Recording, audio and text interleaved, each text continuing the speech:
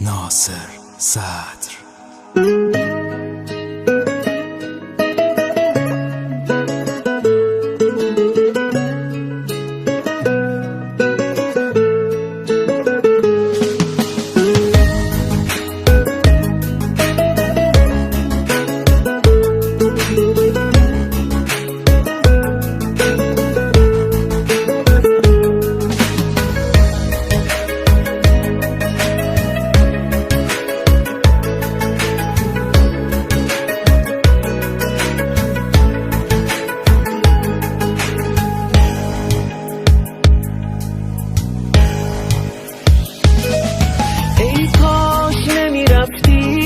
به پای تو بسوزم، موندم سر حرفم، سر قولم، من هنوزم.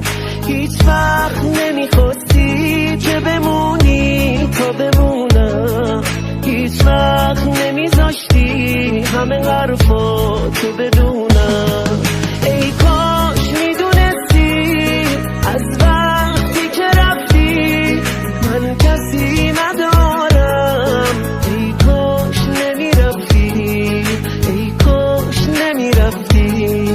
ای کاش میدونستی از وقتی که رفتی من کسی ندارم. ای کاش نمیرفتی، ای کاش نمیرفتی.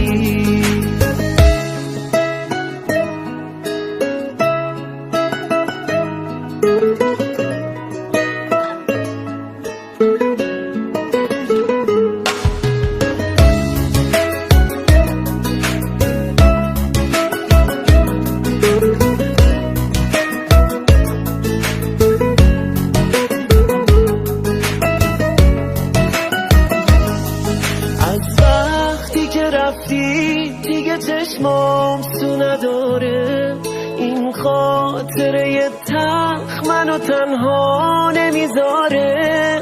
خیلی سوت و کوره خونه بی تو گل نازم، من فکر نمی کردم توی این بازی ببازم.